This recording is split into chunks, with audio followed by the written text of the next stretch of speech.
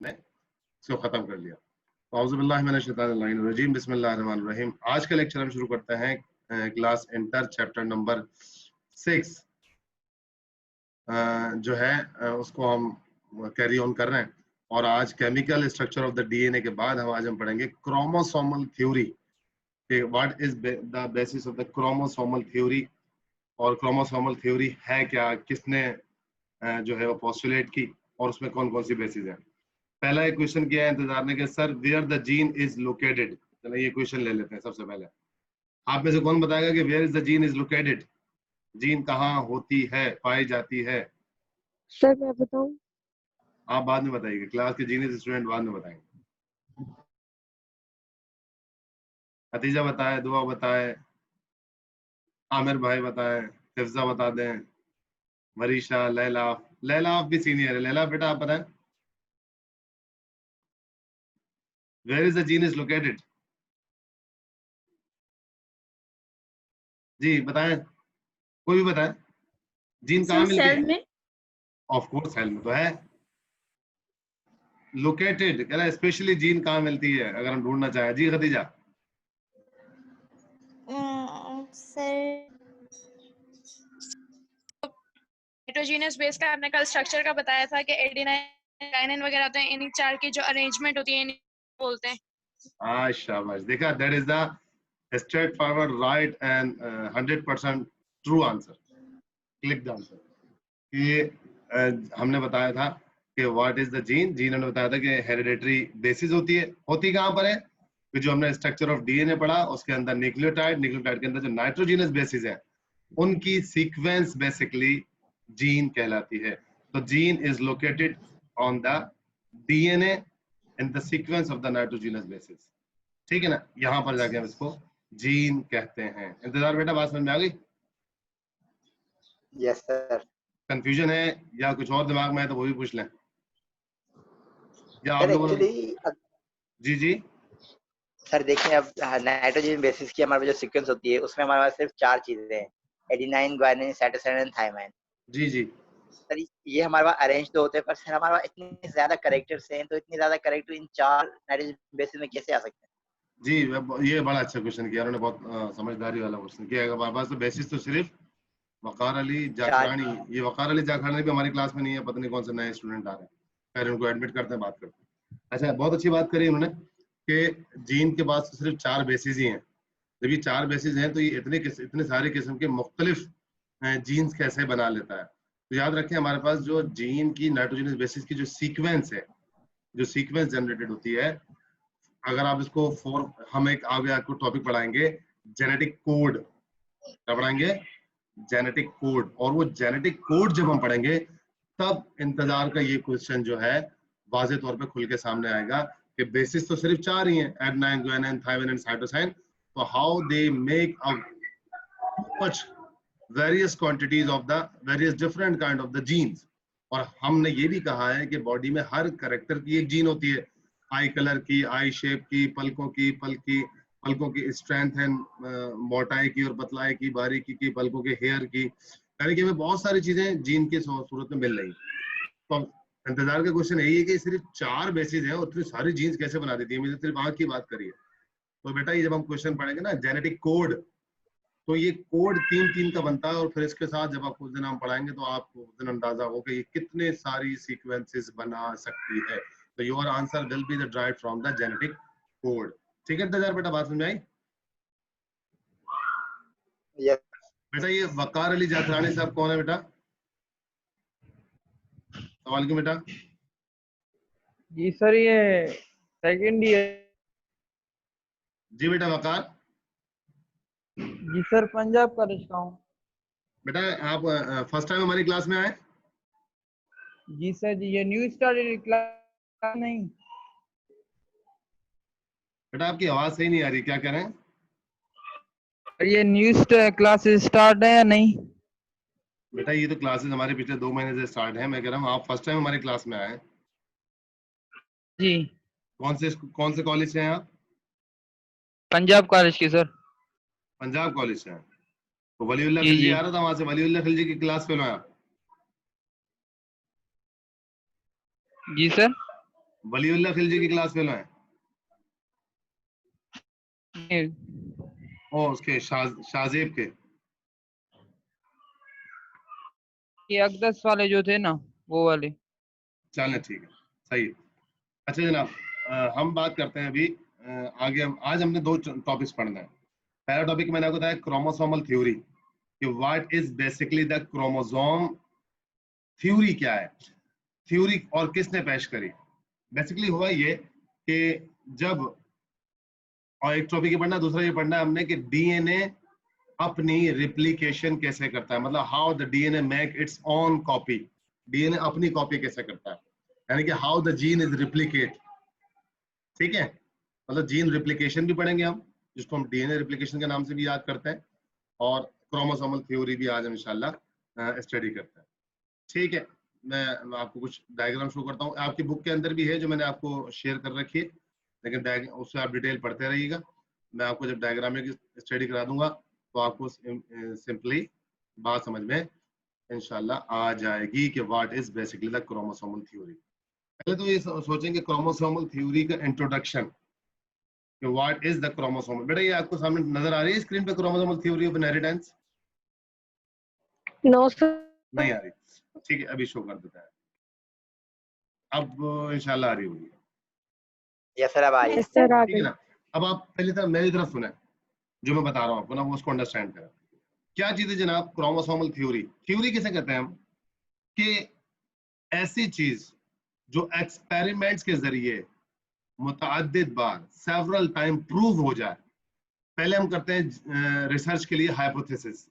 Hypothesis मतलब हम कोई टॉपिक लेते हैं और उस टॉपिक को जो हम क्या करते हैं कि उस टॉपिक के अंदर हम एजम्पशन करते हैं, एक इंटेलेक्चुअल गैस करते हैं, अपनी पुरानी नॉलेज के ऊपर एक सवाल करते हैं कि क्या इसमें ये चीज हो सकती है। फॉर एग्जाम्पल, अगर हम गंदम पे एक्सपेरिमेंट कर रहे हैं तो हम ये देखना चाह रहे हैं कि पोटाशियम सिलिकेट का गंदम की ग्रोथ पर, या जो उसका ट्रेलिंग स्टेज होता है जब सीड आता है, क्या पोटाशियम क्लोराइड या पोटाशियम मैग्नीशियम क्लोराइड की ज्यादा क्वांटिटी देने से गंदम की ग्रोथ पे असर पड़ता है या नहीं पड़ता। ये हमारा एक क्या है, हाइपोथेसिस है। अब हाइपोथेसिस में दो चीजें हैं।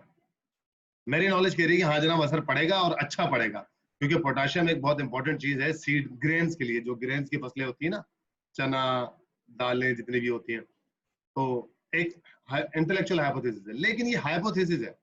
ऐसा नहीं कि मैं सिर्फ इस सोच के ऊपर मैं जबरदस्त तरीके से पोटाशियम डाल दूं खेत के अंदर, पता लगा पूरी जो है ना वो खेत ही जल गया। ठीक है, इसको एक्सपेरिमेंटली पहले मुझे 10 12 20 गमलों पे प्रूव करना पड़ेगा, और जब वो 2 या 3 बार प्रूव हो जाएगा कि हाँ वाकई ये ग्रोथ पर उस पर, तब वो जाके कहीं थ्योरी का रूप इख्तियार करेगी। यानी कि ऐसी चीज जो सेवरल टाइम एक्सपेरिमेंट से प्रूव हो चुकी हो, that will be called as a theory. समझ में आई थ्योरी की डेफिनेशन? Yes sir. ठीक है, यस सर। अच्छा अब क्रोमोसोमल थ्योरी, यानी कि थ्योरी पेश की जा रही है किसके लिए? क्रोमोसोम के लिए। टॉपिक की हेडिंग को समझना बहुत जरूरी है ताकि आपको बाकी वाली चीज समझ में आए। अब ये थ्योरी पेश की जा रही है क्रोमोसोम्स के लिए, जिसको डिस्कवर्ड किया गया, डिस्क्राइब किया गया, केमिकल स्ट्रक्चर भी देखा, अल्ट्रा स्ट्रक्चर भी देखा, और उसमें से डीएनए को भी हमने निकाल के देख लिया, डीएनए का भी केमिकल स्ट्रक्चर देख लिया। इस तमाम चीजों के बाद अब उसके ऊपर एक थ्योरी पेश की जा रही है, और क्रोमोसोमल की थ्योरी पेश की जा रही है किन बेसिस के ऊपर? इनहेरिटेंस बेसिस के ऊपर। इनहेरिटेंस मतलब वही विरासत जिससे हमने अपनी पहली क्लास स्टार्ट करी थी, कि पेरेंट से बच्चों में जाने वाली खसूसियात, जिस्मानी खसूसियात, ठीक है ना, करेक्टरिस्टिक्स, जिस्म के मुख्तलिफ हिस्सों के करेक्टरिस्टिक्स। ठीक है, तो इन करेक्टरिस्टिक्स जो कि क्रोमोसोम्स के जरिए से ही जाते हैं, इसके लिए इन्होंने थ्योरी पेश करी। इसको क्योंकि थ्योरी के 4 पॉइंट्स हैं, तो इसको 4 postulate of the chromosomal theory of inheritance भी कहते हैं, यानी कि पोस्टुलेट के नाम से भी ये थ्योरी जानी जाती है। ठीक होगी बात? इसको स्टडी करते हैं जनाब। व्हाट इज, ये बात समझ में आ गई कि what is the basically chromosomal theory, topic क्या है। अब इसके अंदर हम अंडरस्टैंड करते हैं कि बेसिकली क्रोमोसोमल थ्योरी में है क्या, इंटरनली तौर पे क्रोमोसोमल थ्योरी के अंदर क्या चीज हमको जो है ना वो बताई, दिखाई, समझाई गई। अच्छा क्या कह रहा है जनाब, पहला point, homologous chromosomes pair are independent of the other chromosomes pair। जनाब ये homologous chromosome किसे कहते हैं? कह रहा है कि एक जैसे क्रोमोसोम, homologous मतलब एक जैसे, जिनका लेंथ, साइज और दोनों क्रोमेटिड का साइज बिल्कुल एक जैसा हो, ठीक है, उसे कहते हैं होमोलोगस क्रोमोसोम। ठीक, होमोलोगस क्रोमोसोम। अच्छा, अब जो ये दोनों स्ट्रैंड बिल्कुल एक ही जैसे हैं, एक ही साइज के हैं, फॉर एग्जांपल ये जो लेफ्ट फिंगर है, राइट फिंगर है, दोनों का साइज एक जैसा है, ये एक क्रोमेटिड है, ये दूसरा क्रोमेटिड है। अब ये दोनों होमोलोगस हो गए एक दूसरे के लिए, क्यों? साइज में भी सेम है, शेप में भी सेम है, और इंटरनली जीन्स भी एक जैसी रखते हैं। इनके पास अपनी, यानी जो जीन लेफ्ट में है वही जीन राइट में है, तभी दोनों आपस के अंदर मिलेंगे, that is known as the homologous chromosome pairing. और जब हम क्रोमोसोमल थ्योरी पढ़ते हैं तो single chromatid will regarded as a chromosome. जैसे हमारी दुआ से बहस चलती रही है, माशाल्लाह से बहुत कुछ अच्छे क्वेश्चन किए, और हमने बताया भी था कि जब हम डिवीजन की तरफ आगे आहिस्ता आहिस्ता जाएंगे तो हम नेक्स्ट जाके कॉल करेंगे कि इनहेरिटेंस और हेरिडिटी में फर्क। हेरिडिटी भी विरासत को कहते हैं, इनहेरिटेंस भी विरासत को कहते हैं, दो मुख्तलिफ वर्ड हैं जो एक ही चीज के लिए इस्तेमाल होता है, मुतरादिफ है एक दूसरे के, जैसे ऊंचाई और बुलंदी एक ही बात है, तो हेरिडिटी और इनहेरिटेंस एक ही बात है। ठीक, अब क्या है, ये दोनों होमोलोगस क्रोमोसोम है। उसने कहा पहला क्रोमोसोम के अंदर क्या कह रहा है कि होमोलोग, ये कह रहा है मियोसिस से पहले, यानी कि रिप्रोडक्शन होने से पहले एक इंडिविजुअल की बात कर रहा है। एक इंडिविजुअल में जो क्रोमोसोम्स होंगे, दोनों स्ट्रैंड बिल्कुल एक जैसे होंगे, दोनों का साइज एक जैसा होगा, दोनों के अंदर जीन्स एक जैसी होंगी। फॉर एग्जांपल इस क्रोमोसोम के भी 3 पोर्शन समझ लें, इस क्रोमोसोम के भी 3 पोर्शन समझ लें। ठीक, पहला पोर्शन, दूसरा पोर्शन, तीसरा पोर्शन, इसी तरह पहला, दूसरा, तीसरा। पहले पे अगर आई शेप की जीन है, पहले पोर्शन पे अगर आंख की शेप की जीन है, तो इसके भी पहले पोर्शन पे आंख की शेप की जीन होगी। इसी तरह लेफ्ट के अंदर अगर आई कलर की जीन है, तो इसके राइट के ऊपर भी सेंटर में आई कलर की जीन होगी। इसी तरह अगर नीचे जाके अगर हाइट की जीन है इंसान के जिस्म की, तो यहाँ पर हाइट की जीन होगी। तो ये दोनों होमोलोगस क्रोमोसोम होंगे। बिफोर मियोसिस, जब इंसान का सेल 46 क्रोमोसोम रखता है, तब की बात कर रहा है। तो पहला क्रोमोसोम्स की बात, हमें क्या बात करी कि homologous chromosomes pair are independent of the other chromosome pair, यानी कि होमोलोगस, हर होमोलोगस एक दूसरे से अलग, यानी कि दो ये अलग हो गए, फिर कोई दो फिर अलग हो गए, फिर कोई दो एक जैसे अलग हो गए। पहला पॉइंट। अच्छा, ये पॉइंट आपको कुछ कंफ्यूज भी अगर करते हैं तो जैसे जैसे हमारी स्टडीज आगे बढ़ेंगी तो ये पॉइंट्स क्लियर होना शुरू हो जाएंगे। दूसरा point, chromosome from each homologous pair are sorted randomly into pre gametes. Pre gametes किसे कहते हैं? देखिए, गैमेट्स हम किसे कहते हैं? Sperm and ova are the gametes. Sperm male gametes है और ओवा फीमेल गैमेट्स है। अब इसने बात करी है, गैमेट बनता है आफ्टर मियोसिस। मियोसिस से पहले गैमेट्स नहीं होता, मियोसिस से पहले सेल डिप्लॉयड होता है, 46 क्रोमोसोम्स रखता है। लेकिन जैसे ही मेल के टेस्टिस में और फीमेल की ओवरीज में सेल्स में मियोसिस होगी, तो मियोसिस से होगा क्या कि एक सेल 4 में डिवाइड हो जाएगा, 4 डॉटर सेल्स में, और हर डॉटर सेल्स में 46 के आधे आधे क्रोमोसोम हो जाएंगे, तो 23 23 23 23 हो जाएंगे। अब ये सवाल इंसान के दिमाग में आता है कि 46 दो में तो डिवाइड हो सकते थे 23 23, ये 4 में कैसे 23 23 डिवाइड हो गए? तो इसका जवाब भी हमें चैप्टर नंबर 7 सेल साइकिल में मिलेगा, जब हम एक्चुअली सेल डिवीजन पढ़ेंगे।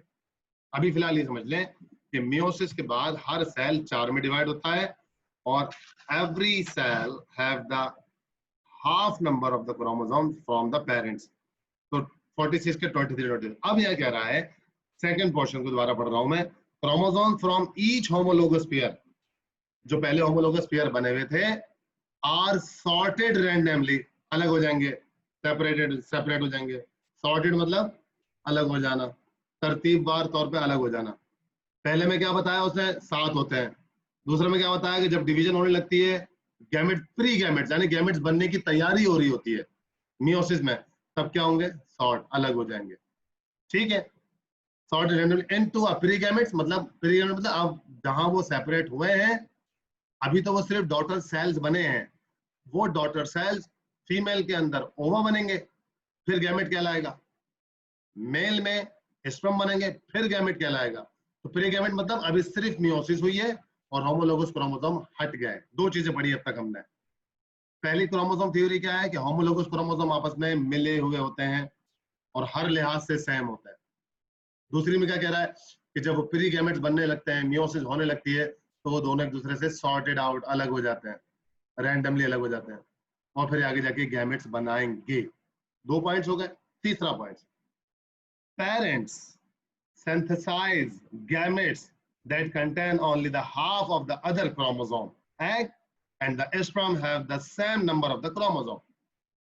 बिल्कुल सिक्वेंशियली नेक्स्ट स्टेप कि जब सेकंड में 2 क्रोमोसोम अलग अलग हुए तो जाहिर सी बात है 46 आपस में मिले हुए थे। 46 23 पेयर्स में आपस में मिले हुए थे।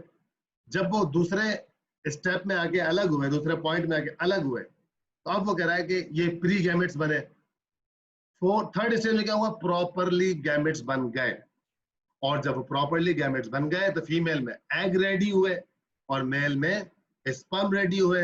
इसी तरीके से वो बहुत इंपॉर्टेंट पॉइंट बता रहा है, have the same number of the chromosome, उनके पास इक्वली द सेम नंबर। मतलब अगर 23 मेल के स्पर्म के पास है तो 23 फीमेल के एग के पास है। इस तरह इक्वली आधे आधे क्रोमोसोम्स हो गए, मेल के स्पर्म में भी और फीमेल की फीमेल में मियोसिस हुई, मेल की मेल में मियोसिस हुई। दूसरा मेल ने स्पर्म बना दिए 23 क्रोमोसोम के साथ, इस तरह फीमेल ने स्पर्म बना दिए 23 क्रोमोसोम के साथ। ठीक, और जैसे ही अब हम लफ्ज इस्तेमाल कर रहे हैं स्पर्म एंड ओवा, तो अब प्री गैमेट की बात नहीं कर रहे हैं, हम क्या कह रहे हैं कि now the gamete is ready. ठीक है, अब गैमेट आपका बिल्कुल रेडी हो गया है। ठीक है जनाब, आगे चलते हैं हम।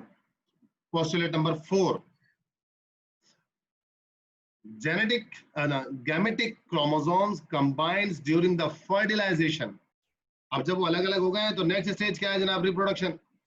रिप्रोडक्शन के अंदर मेल और फीमेल ने आपस में मिलना है और फर्टिलाइजेशन होनी है। फर्टिलाइजेशन की डेफिनेशन क्या है, the fusion of male and the female gametes.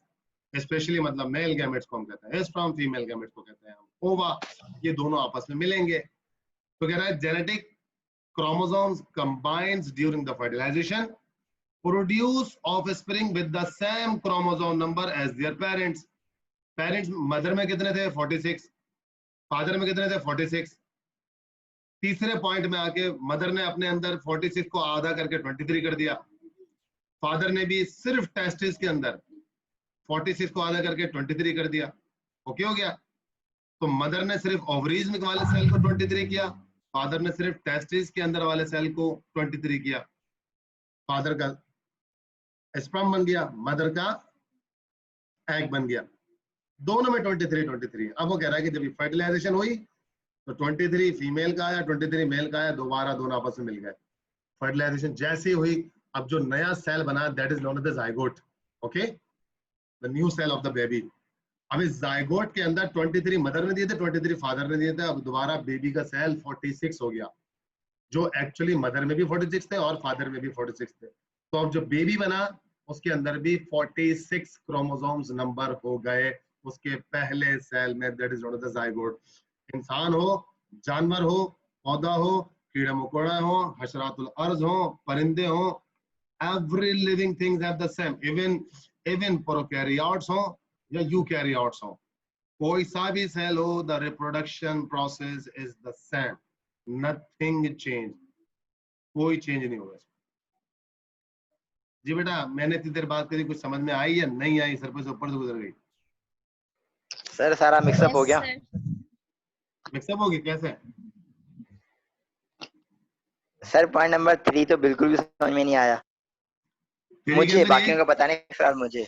हाँ चले अभी बाकी जी बेटा, बाकी कंफ्यूजन है, कंफ्यूजन होगी क्योंकि मोर एक्सटेंसिव थ्योरी है और फर्स्ट टाइम पढ़ भी रहे हैं मेरा ख्याल है, ठीक है ना, इसलिए थोड़ी बहुत कंफ्यूजन तो होंगी।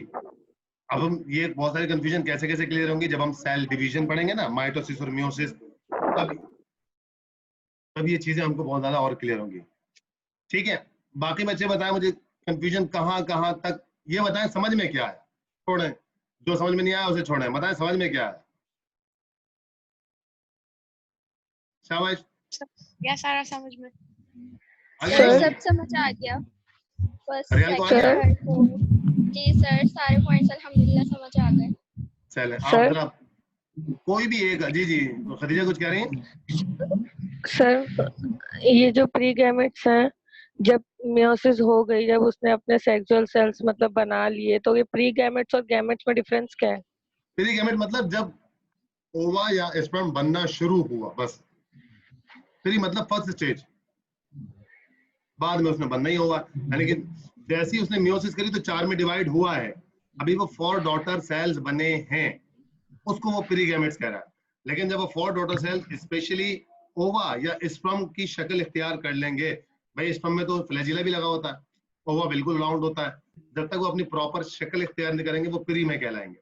लेकिन जब प्रॉपर शक्ल इख्तियार कर लेंगे और फर्टिलाइजेशन के लिए रेडी हो जाएंगे, now that will be called as a gamete. Okay sir, thank you. Clear हुई बात या ऐसे ही ओके कह दिया? नो सर, अब क्लियर हो गई। ठीक है जी। दुआ फातिमा जरा डिस्क्राइब करें, पढ़ा गया हमने, या फिर अपना फरियाल डिस्क्राइब करें। सर सर सबसे पहले जी पहले सर। दोनों दोनों डिस्क्राइब करेंगे, पहले फरियाल करें बाद में दुआ करेंगे। सर फर्स्ट में तो हमने होमोलोगस पढ़ा, जैसे आपने बताया था, सेम साइज होगा और शेप होगा और सेम ही जीन्स होगी, मतलब very good, internally genes same होगी। और बेसिकली ये सेकंड में 3 ही हमने पॉइंट पढ़ा है पहले में, बहुत अच्छा, वेरी गुड। जी सर। और सेकंड में जैसे क्रोमोसोम होमोलोगस पेयर जो होंगे ना वो सॉर्टेड होंगे रैंडमली, जैसे अभी वो प्री गैमेट्स आपने एक्सप्लेन करा कि वो तैयारी होगी बनने की। यानी थर्ड मियोसिस शुरू होगी जब। यस सर, मियोसिस थर्ड में मियोसिस डिवाइड हो जाए फोर्थ सेल्स में, फोर्थ क्रोमोसोम्स में डिवाइड हो जाएगा सर। 4 सेल में, क्रोमोसोम में नहीं, 4 सेल, सही कह रहे हो। फोर सेल्स में डिवाइड, और सर से फोर्थ फर्टिलाइजेशन हो जाएगी जी। और फोर्थ में क्या बताया, सॉरी मैं सुन रहा नहीं। फर्टिलाइजेशन ओवा और स्पर्म आपस में मिलेंगे। फर्टिलाइजेशन हो इनमें जाएगी। सबसे इंपॉर्टेंट चीज क्या है, क्रोमोसोम। वेरी गुड फरियाल, दुआ जरा डिस्क्राइब करें ब्रीफली और फास्ट। सर फर्स्ट पॉइंट में होमोलोगस तो सेम होते हैं, इनकी लेंथ साइज शेप सेम होती है। ये ना नाम के पेयर, इनका आपस में पेयर होता है, एक जैसी होती है इनके पास। सेकंड के जीन भी अंदर एक जैसी होती है। सर सेकंड के अंदर क्रोमो गैमेट्स बनाता है एक, मतलब वो सेल होता है ना, शुरू होती है तो एक 46 4 में डिवाइड होते हैं, वो उसमें बनती है 4 डॉटर सेल बनते हैं। फिर थर्ड पॉइंट के अंदर वो अपना पूरा एक अच्छा 4 डॉटर सेल बनते हैं तो हर एक में कितने होते हैं क्रोमोसोम फिर? 23। 23, वेरी गुड, आगे चलें। उसके बाद ओवा और स्पर्म बन जाता है, अलग अलग, मेल में अलग फीमेल में अलग, और फिर 23 नंबर क्रोमोसोम्स होते हैं उनमें।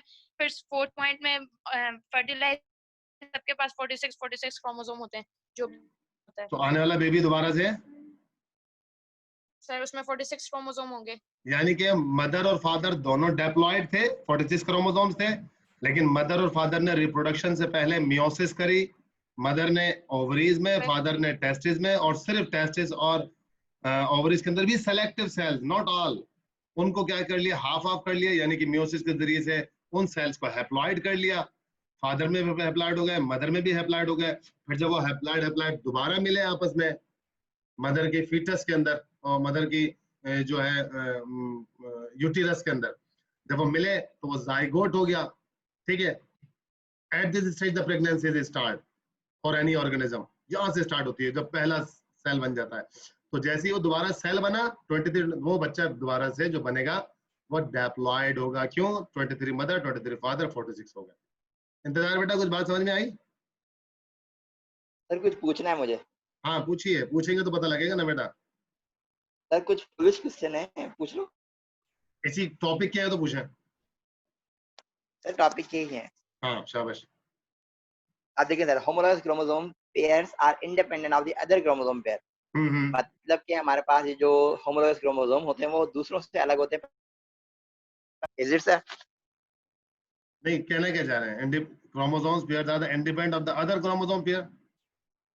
मतलब कि होमोलोगस जो होते हैं वो आपस में जुड़े हुए होते हैं पर उन दूसरों से उनका कोई लेना देना नहीं होता। मतलब लेना देना यूं नहीं होता ना, क्योंकि देखिए जब हमने मियोसिस करनी है तब जाके क्रॉसिंग ओवर होगी। जब तक ठीक है सर, क्रॉसिंग ओवर जो होती है वो भी होती है होमोलोगस क्रोमोसोम के अंदर ही ना, वो होमोलोगस में नहीं होती, वो होमोलोगस के नॉन सिस्टर क्रोमेटिड्स पेयर में होती है। पर यानी सर कि होते एक वो होमोलोगस ये होमोलोगस होगा, दूसरा होमोलोगस होगा, इसके आपस में नॉन, जब भी तो सिस्टर नॉन सिस्टर पढ़ाया था फर्स्ट टाइम, ठीक है ना? नॉन सिस्टर बस में सर होगी। यही तो बात थी जो मुझे समझ में नहीं आ रही थी। अभी समझ में आ रहा है? जी सर, अभी आप पहले आपने बताया ना सिस्टर नॉन सिस्टर वाला, ठीक है, अब सही है। क्योंकि और सर ठीक है सेकंड ना, पॉइंट, क्योंकि मैंने यहाँ पर अभी वो छेड़ा ही नहीं, क्या चीज? Crossing over. क्यों? कंफ्यूज कर देगा बच्चों को, तो जैसे आपने पढ़ा हुआ आपको अंडरस्टैंड होगी बात।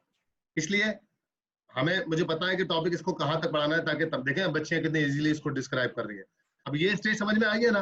अब अगला स्टेज इसके बाद जब पढ़ेंगे तब ये स्टेज उसको खोलेगा, क्योंकि आपने थोड़ा आगे तक पढ़ा हुआ, यूनिवर्सिटी के स्टूडेंट है, इसलिए आपके थोड़ा सा कॉन्सेप्ट थोड़ा सा ब्रॉड है। ये जो हमारी है ना जवेरिया, ये भी बड़ी स्ट्रॉन्ग है माशाल्लाह से, लैलाफ भी बड़ी स्ट्रॉन्ग स्टडी करती है, ठीक है ना? तो आपको तो सीनियर स्टूडेंट है इसलिए चले। अब मुझे बताएं, और किसी को कंफ्यूजन तो नहीं है इसमें? सर एक और भी है। जी जी बोलिए। सर अभी आपने बताया कि एक जब मिनट हमारा रुकिएगा, इंतजार, माइटोसिस एक मिनट बेटा। जी सर, जितने भी ये इंतजार साहब क्वेश्चन कर रहे हैं और जवेरिया क्वेश्चन करती हैं, या लैला जो सीनियर स्टूडेंट क्वेश्चन करते हैं, जो आप सारे अभी फर्स्ट टाइम हुआ, सब गौर से सुना करें, ताकि यही आपके लिए बहुत ज्यादा कॉन्सेप्ट क्लियरिंग क्वेश्चन होंगे। जी बेटा पूछिए। सर अभी मैंने जो सुना, शायद मैंने गलत सुना कि माइटोसिस में हमारे क्रोमोसोम क्या होते हैं, सेम रहते हैं। माइटोसिस, जो मियोसिस होती है उसमें क्रोमोसोम सेम रहते हैं। क्रोमोसोम उसमें सेम रहते हैं मियोसिस में जी सर। सेम रहते हैं मतलब? मतलब कि आपने कहा कि मियोसिस में क्रोमोसोम क्या होते हैं, सेम होते हैं। माइटोसिस क्रोमोसोम नंबर की बात कर रहे हैं या क्रोमोसोम जीन की बात कर रहे हैं? सर जीन की। क्रोमोसोम्स जीन्स जो होती हैं, जब मियोसिस होती है तो उसके अंदर डिप्लॉइडिन स्टेज जो होता है, उसके अंदर जब क्रॉसिंग ओवर होती है तब वहां पर बिल्कुल उसमें सही चेंज सर। आती है। उससे पहले वो सेम होते हैं, लेकिन आफ्टर मियोसिस सेम नहीं होते हैं वो रिड्यूस हो जाते हैं हाफ में। ना। देखिए, फिर मैंने आपसे वही फौरन पूछा सर कि आप क्रोमोसोम नंबर की बात कर रहे हैं या जीन की बात कर रहे हैं? आपने कहा जीन की, और आपने अब आंसर दे रहे हैं क्रोमोसोम नंबर का। आप खुद कंफ्यूज है सही अपने सर, क्वेश्चन में। पहले या तो बात करें जीन की सही बात कर रहे हैं या क्रोमोसोम नंबर की बात कर रहे हैं? सर, नंबर की। नंबर की तो बहुत वाज़ेह से बात है, माइटोसिस में सेम रहते हैं, मियोसिस में रिड्यूस टू हाफ हो जाता है। माइटोसिस सही में सर। एक सेल 2 में डिवाइड होता है, मियोसिस में एक सेल 4 में डिवाइड होता है, सर वन लास्ट क्वेश्चन। ठीक है? हाँ, जी लास्ट सर। क्वेश्चन नहीं, और भी करें बेटा, अच्छी बात। सर जब हमारा मेटिंग होती है तब हमारे पास 23 क्रोमोसोम होते हैं या 46 होते हैं? तब जब मेटिंग होती है, तब तो 46 है। जब दोनों सेल्स आपस में मिलते हैं। जब जाइगोट के लिए जी जी सर। तो 23 mother 23 father, haploid haploid is equal to the diploid, sir वो तो बात सही है, ठीक पर है? हमारे पास ये 46 23 में हुए कैसे? 46 23 में डिवाइड कैसे हुआ है? जी सर। होने की चाहे होने तो 23 होने तो 23 चाहिए था। जी सर बिल्कुल। यही मैंने आप ही को खुद ही बता दिया था कि हम ये कंफ्यूजन क्लियर रहेंगे जब हम सेल साइकिल पढ़ेंगे ना। तो सेल साइकिल में जी एक सर। स्टेज आता है, मैं आपको जवाब दे दूं। सेल साइकिल में एक स्टेज आता है सिंथेसिस का, ठीक है, एस स्टेज। उसमें क्या करता जी है? सर बिल्कुल। उसमें क्या करता है, सेल 46 को रिप्लिकेट करके कितने कर लेता है? 92 कर लेता है, ठीक है? और जब सर वो उसको, हमारे बुक में ऐसा कुछ नहीं लिखा हुआ। कहां नहीं लिखा हुआ? सर ह्यूमन क्रोमोसोम कभी 46 से 92 तक नहीं जाएगा। I think so. बेटा you think so, that is not important, you think so is the right one. आपने भी बुक्स की स्टडी करनी, मैं आपको बुक्स भी दिखाऊंगा, सब चीजें स्टडी कराएंगे, ठीक है ना? कंफ्यूज ना हो। बस सर 92 तो पॉसिबल ही नहीं है। 92 डिवीजन से पहले पहले की बात कर रहा हूँ मेरा बच्चा, उन सेल में जिन्होंने सिर्फ मियोसिस करनी है, पूरी बॉडी के सेल में नहीं, सिर्फ जिन्होंने करनी है टेस्टिस में एंड ओवरीज में ओनली, तभी तो वो 92 करके equally divide, 92 divided by the 4 is equal to 23। ये हमको सेल साइकिल में पढ़ाएंगे, ठीक है? चलिए ठीक है सर। जी सर। Chapter 7, inter chapter 7। अच्छा, दुआ ने एक क्वेश्चन किया है कि सर ये मुझे क्रॉसिंग ओवर समझ में नहीं आया, ये लिखा है दुआ ने? Yes sir. क्रॉसिंग ओवर के बाद मुझे समझ में नहीं आई, तो बेटा आएगी भी नहीं क्योंकि अभी पढ़ाई नहीं हमने, ठीक है? ये क्रॉसिंग ओवर भी आपके पास सेल डिवीजन में आएगी, तभी समझिएगा, अभी समझाऊंगा तो बाकी भी कंफ्यूज हो जाएंगे। अच्छा, जवेरी ने क्वेश्चन लिखा है, दुआ फातिमा ये आपको सेल साइकिल में समझ, देखा हमारे सीनियर स्टूडेंट ने आपको पहले आंसर दे दिया, वेरी गुड, शाबाश, जज़ाकल्लाह। ठीक है भाई, देखें ये होता है क्लास का बेहतरीन माहौल के एक दूसरे के साथ कोलैबोरेट करें, जबरदस्त क्वेश्चनिंग करें। अच्छा है सीनियर स्टूडेंट भी हमारे पास 2-3 बैठे हैं, इंतजार भी बैठा है। अच्छा है, कंफ्यूज करना भी अच्छी बात होती है, क्योंकि जब कंफ्यूज होता है ना इंसान, दूसरे स्टूडेंट, तो उनके अंदर क्यूरियोसिटी बढ़ती है कि यार मुझे क्यों नहीं आ रहा है, ऐसे क्यों आता है। वेरी गुड, ठीक है। अब क्रोमोसोमल थ्योरी बेटा समझ में आ रही है आप सबके? थोड़ी बहुत ही सही समझ में आना शुरू हो गई होगी। क्लियर ना हो सर?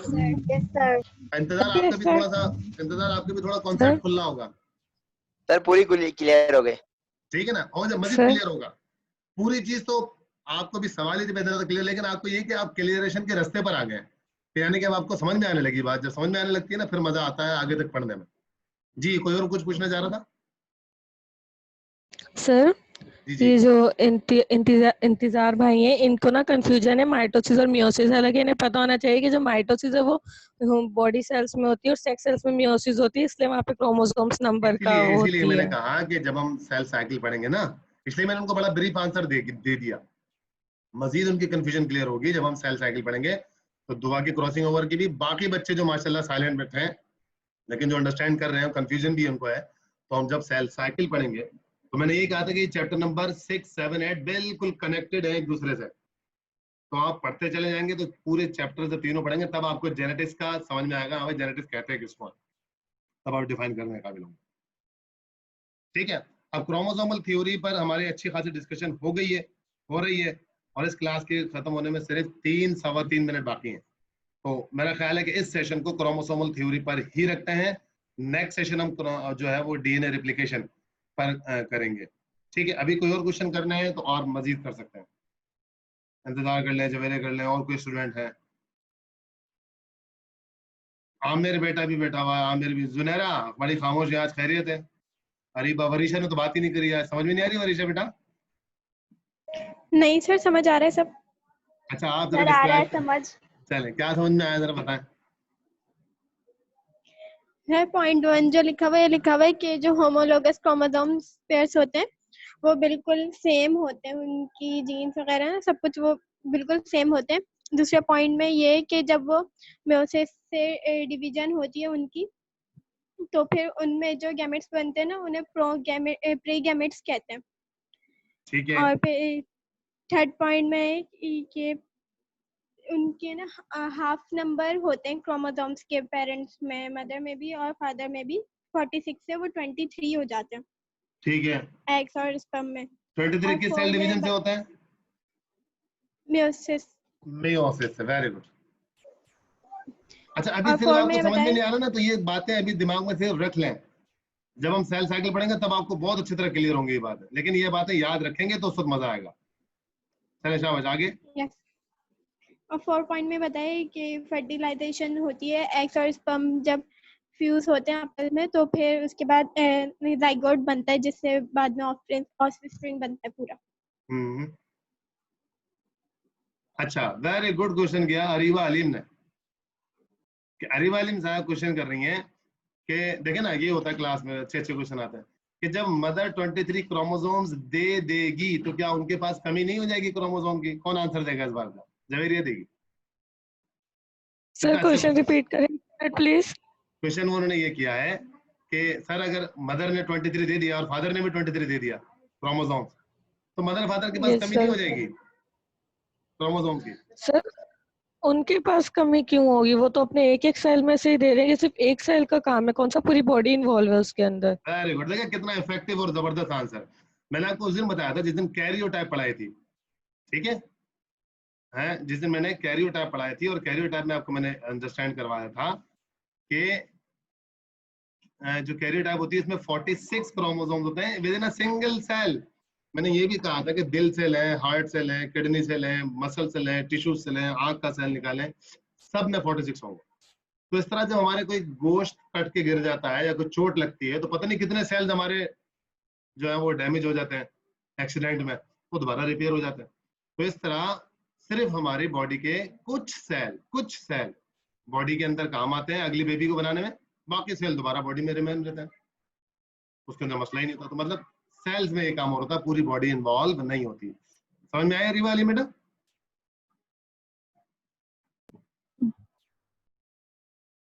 जी सर। समझ में आ गई? अच्छा, अब हम बात करते हैं, मेरे पास टाइम शायद एक लेस देन 1 मिनट रह गया। एक क्वेश्चन छोड़ रहा हूँ आपके दरमियान में। ये जो 23 मदर से आए, 23 फादर से आए, इसमें कितने ऑटोसोम्स हैं और कितने सेक्स क्रोमोसोम्स हैं? सर